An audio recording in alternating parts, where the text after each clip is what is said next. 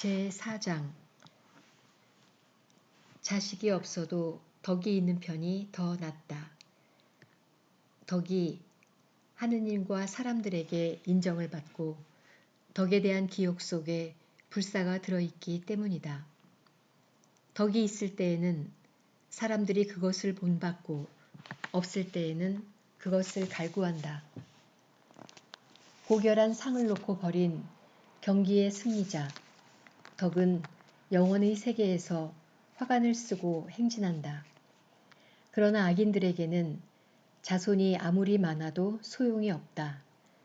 그 사생아들은 아무도 뿌리를 깊이 내리지 못하여 바탕이 튼튼할 수가 없다. 잠시 줄기를 뻗는다 하여도 단단히 서 있지 못하여 바람에 흔들리다가 세찬 바람에 뿌리채 뽑히고 만다. 그 가지들은 자라기도 전에 꺾여나가고 열매는 쓸모가 없다. 익지 않아 먹지 못하고 달리 쓸데도 없다. 부정한 잠자리에서 생겨난 자식들은 재판 때에 부모가 저지른 죄악의 증인이 된다. 의인의 요절과 악인의 장수. 의인은 때이르게 죽더라도 안식을 얻는다.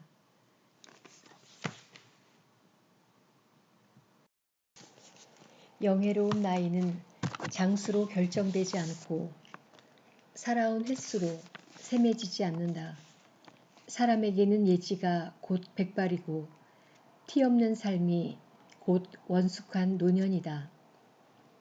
하느님 마음에 들어 그분께 사랑받던 그는 죄인들과 살다가 자리가 옮겨졌다. 악이 그의 이성을 변질시키거나 거짓이 그의 영혼을 기만하지 못하도록 들어 올려진 것이다. 악의 마력은 좋은 것들을 무색하게 만들고 솟구치는 욕망은 순수한 정신을 훼손하기 때문이다. 짧은 생애 동안 완성에 다다른 그는 오랜 세월을 채운 셈이다. 주님께서는 그 영혼이 마음에 들어 그를 악의 한가운데에서 서둘러 데려가셨다. 그러나 사람들은 그것을 보고도 깨닫지 못하고 그 일을 마음에 두지도 않았다. 곧 은총과 자비가 주님께 선택된 이들에게 주어지고 그분께서 당신의 거룩한 이들을 돌보신다는 것이다. 죽은 의인이 살아있는 악인들을, 일찍 죽은 젊은이가 불의하게 오래 산 자들을 단죄한다. 그들은 현인의 죽음을 보면서도 주님께서 그에게 무엇을 바라셨는지, 그를 왜 안전한 곳으로 데려가셨는지 깨닫지 못한다. 그들은 그것을 보면서 냉소하지만 오히려 주님께서 그들을 비웃으신다. 그들은 나중에 수치스러운 송장이 되어 죽은 이들 가운데에서 영원히 치욕을 받을 것이다. 그분께서 소리조차 지르지 못하는 그들을 바닥으로 내동댕이 치시고 밑바닥부터 뒤흔드시어 그들은 완전히 쇠망한 채 고통을 받고 그들에 대한 기억마저 사라질 것이다.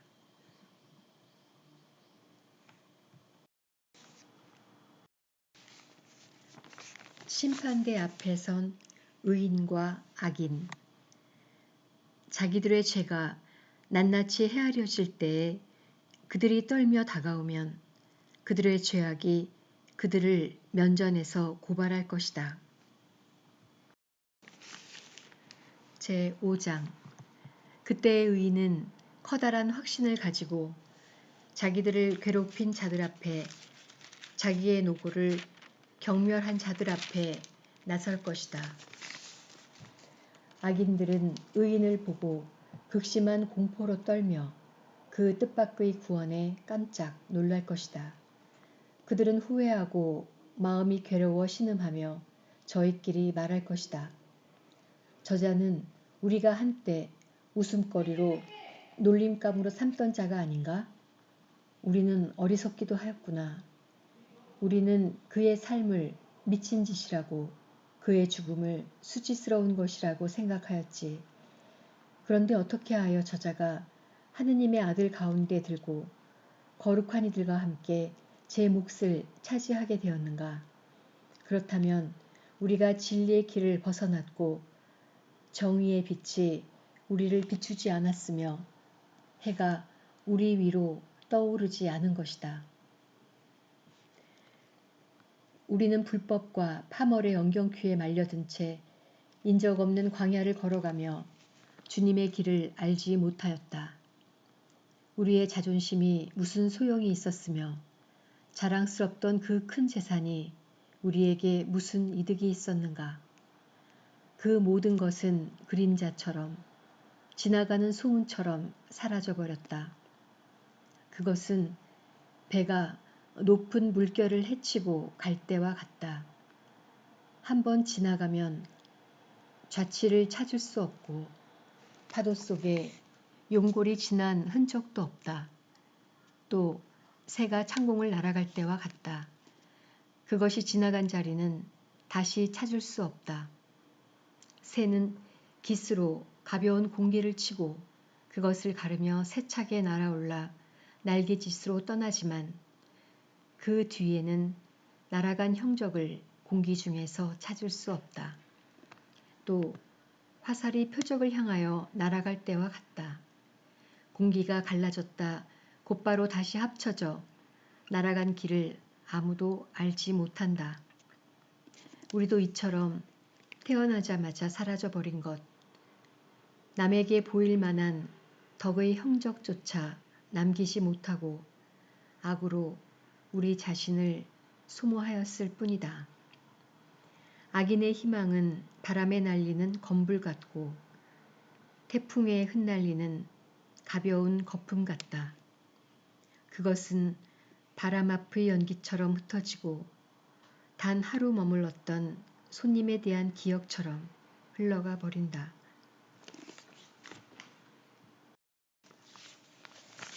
의인들이 받을 영광. 그러나 의인들은 영원히 산다. 주님께서 그들에게 보상하시고 지극히 높으신 분께서 그들을 보살피신다.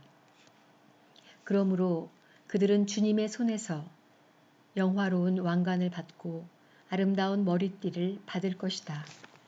그분께서는 당신의 오른손으로 그들을 감싸주시고 당신의 팔로 그들을 지켜주실 것이다. 주님께서는 당신의 원수들을 징벌하시려고 당신의 열정을 갑옷으로 입으시고 온 피조물을 무장시키실 것이다. 또 정의를 가슴바디로 두르시고 어김없는 공정을 투구로 쓰시며 거룩함을 무적의 방패로 잡으시고 준엄한 진노를 갈아 칼로 만드실 것이다. 그러면 온 세상이 주님 편에 서서 미친 자들과 싸울 것이다.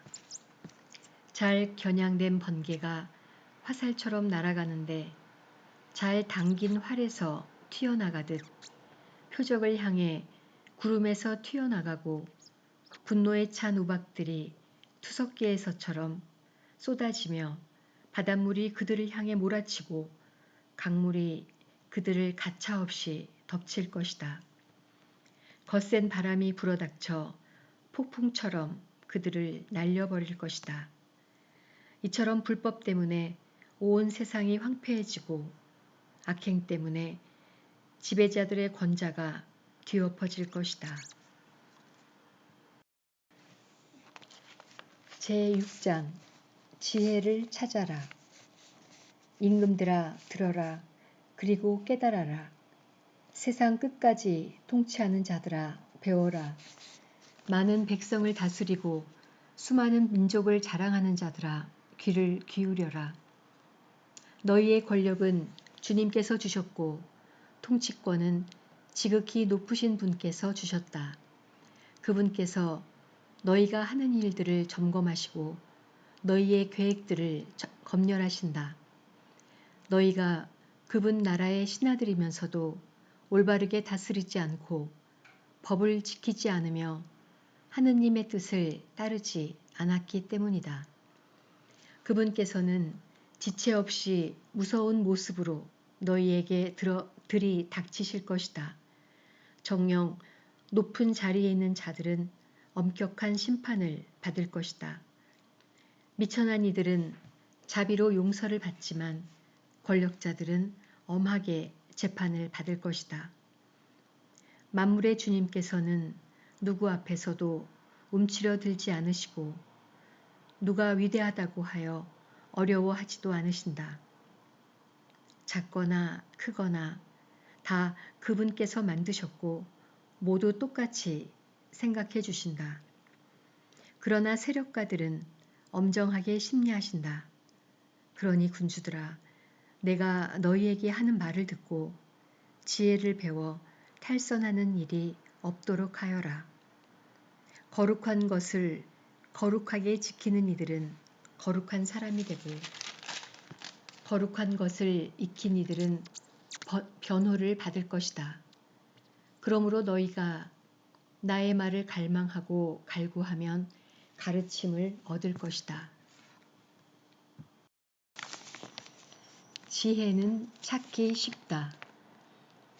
지혜는 바르지 않고 늘 빛이 나서 그를 사랑하는 이들은 쉽게 알아보고 그를 찾는 이들은 쉽게 발견할 수 있다. 지혜는 자기를 갈망하는 이들에게 미리 다가가 자기를 알아보게 해준다. 지혜를 찾으러 일찍 일어나는 이는 수고할 필요도 없이 자기 집 문간에 앉아있는 지혜를 발견하게 된다. 지혜를 깊이 생각하는 것 자체가 완전한 예지다. 지혜를 얻으려고 깨어있는 이는 곧바로 근심이 없어진다. 지혜는 자기에게 막가진 이들을 스스로 찾아 돌아다니고 그들이 다니는 길에서 상냥하게 모습을 드러내며 그들의 모든 생각 속에서 그들을 만나준다. 지혜의 시작은 가르침을 받으려는 진실한 소망이다. 가르침을 받으려고 염원함은 지혜를 사랑하는 것이고 지혜를 사랑함은 그 법을 지키는 것이며 법을 따름은 불멸을 보장받는 것이고 불멸은 하느님 가까이 있게 해주는 것이다. 그리하여 지혜를 향한 소망은 사람을 왕위로 이끌어준다. 그러니 민족들을 다스리는 군주들아, 너희가 왕자와 왕호를 즐기거든 지혜를 존중하여라. 그러면 영원히 다스리게 될 것이다.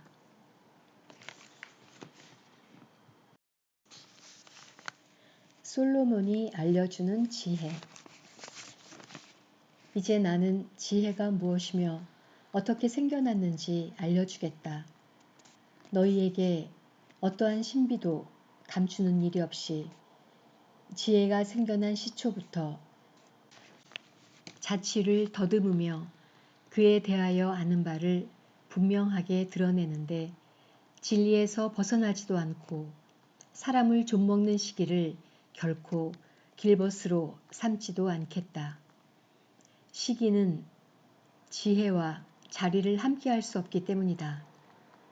현자가 많음은 세상의 구원이며 현명한 임금은 백성의 안녕이다. 그러니 내 말을 듣고 가르침을 받아라. 너희에게 득이 될 것이다. 아멘.